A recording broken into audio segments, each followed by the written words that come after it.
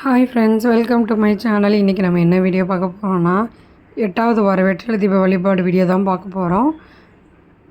நான் முந்தின நாளே பூஜை சாமான் எல்லாமே க்ளீன் பண்ணி வச்சுட்டேன்.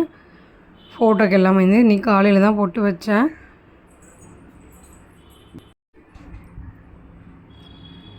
விளக்கு ஃபோட்டோ எல்லாம் போட்டு வச்சதுக்கப்புறம் நம்மக்கிட்ட என்ன பூ இருக்கோ அதை கட்டி முருகரோட ஃபோட்டோவுக்கு போட்டுக்கலாம். ஒரே ஒரு செம்பருத்தி பூ மட்டும் செடியில் பூத்து இருந்துச்சு, அதையும் நான் ஃபோட்டோக்கே வச்சுட்டேன். நான் மஞ்சள் கலந்த தண்ணியில் லைட்டாக கழுவிட்டு வெத்தலையை லைட்டாக தண்ணி உணர வச்சுட்டேன் நான். அப்புறம் அந்த வெற்றிலை தீபம் போடுறதுக்கான ஒரு பிளேட்டில் 6 பக்கமும் 7 ஒற்றைப்படையில் வர மாதிரி மஞ்சள் குங்குமம் வச்சுக்கலாம்.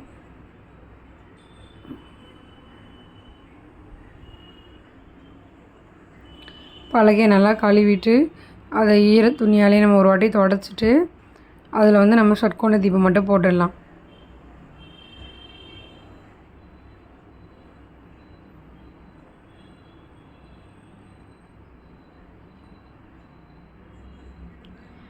வேண்டுதலெல்லாம் நிறைவேறிச்சான்னு நீங்கள் கேட்டிங்கன்னா கை மேல் பலன் இருக்கு. ஆனால் அதனால தான் நான் இந்த வழிபாடையும் நான் செஞ்சுட்டு இருக்கேன்.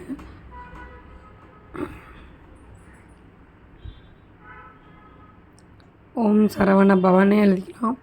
ஃபோட்டோக்கு எல்லாமே பூ எல்லாம் மாற்றிட்டு காமாட்சி அம்மன் விளக்கு ஏற்றிட்டு எல்லா விளக்கையும் ஏற்றினதுக்கப்புறமா கீழே முருகர்கிட்டையே விளக்கு ஏற்றிக்கலாம்.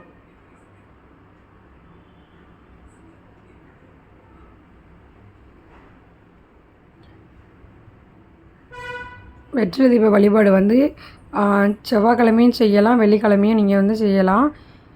டைம் பார்த்திங்கன்னா காலையில் 6 to 7, மத்தியானம் 1 to 2, நைட்டு 8 to 9.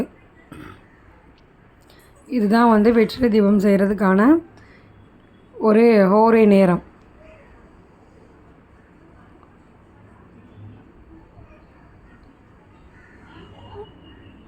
முருகரோட சிலை இருந்துச்சுன்னா அது நீங்கள் அபிஷேகமும் பண்ணிக்கலாம்.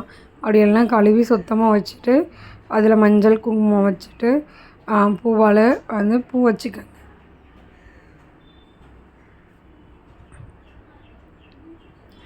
மனையெல்லாம் நல்லா க்ளீன் பண்ணிவிட்டு அதில் கோலப்பொடி இல்லை மாக்கோலம் கூட நீங்கள் போட்டுக்கலாம். ஓம் சரவண பவன்ட்டு ஷட்கோண தீபம் மாதிரி போட்டுட்டு அதுக்கு மேலே ஒரு 6 வெற்றிலையை வச்சு அந்த வெற்றிலைகளோட காம்பை கிள்ளிட்டு வெற்றிலைக்கு ஃபுல்லாகவே நம்ம வெற்றிலையோட நுனியில் மஞ்சள் குங்குமம் வச்சுக்கணும்.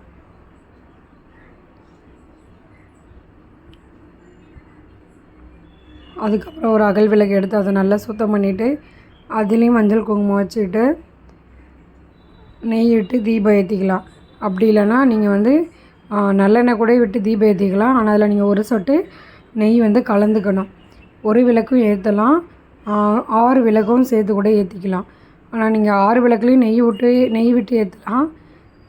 இல்லை நல்லெண்ணெய் விட்டால் கூட நல்லெண்ணெய் இல்லை நம்ம பூஜைக்கு யூஸ் பண்ணுற ஆயில் எது விட்டாலும் அதில் நம்ம ஒரு சொட்டாவது நெய் விட்டு ஏற்றணும்.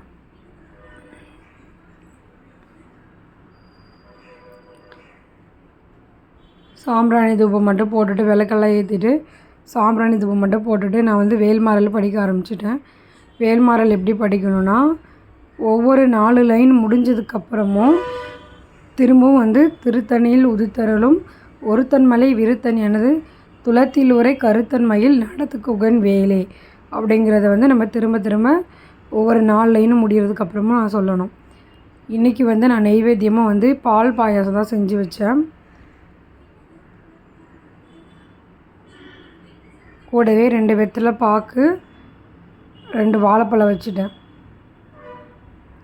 வேண்டதில் நல்லா மனசில் நினச்சிட்டு ஃபுல்லாகவே வேண்டிக்கங்க. கண்டிப்பாக 9 வாரம் முடிகிறதுக்குள்ள நம்ம வேண்டதில் நிறைவேறும். எப்போதுமே செவ்வாய் வெள்ளிக்கிழமை மட்டும் 3 தீபம் மட்டும் காட்டுவேன். 3 ஆரத்தி, ஒன்று சாம்பிராணி, அப்புறம் ஊதுபத்தி,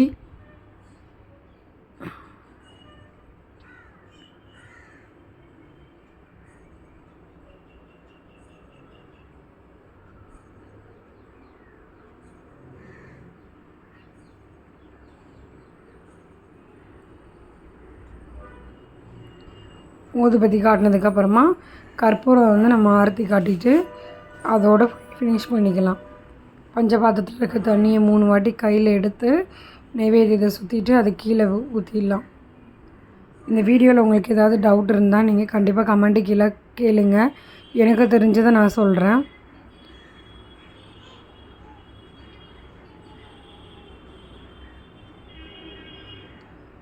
வீடியோவில் ஏதாவது சேஞ்சஸ் பண்ணணுன்னா கூட சொல்லுங்கள், சேஞ்சஸ் பண்ணிக்கிறேன் நான். மறக்காமல் இந்த வீடியோ உங்களுக்கு பிடிச்சிருந்தால் லைக் பண்ணுங்கள். பார்க்குற எல்லாருமே வந்து சப்ஸ்கிரைப் பண்ணி எனக்கு சப்போர்ட் பண்ணுங்கள். நம்ம நெய்வேத்தியம் எது வச்சாலும் முருகர் கண்டிப்பாக ஏற்றுப்பார். உங்களுக்கு நம்பிக்கை இருந்தால் கண்டிப்பாக இந்த வழிபாடை மறக்காமல் செஞ்சு பாருங்கள். இந்த வீடியோ பிடிச்சிருந்தால் லைக் பண்ணுங்கள். மறக்காமல் ஒரு தடவை சப்ஸ்கிரைப் பண்ணுங்கள். Thanks for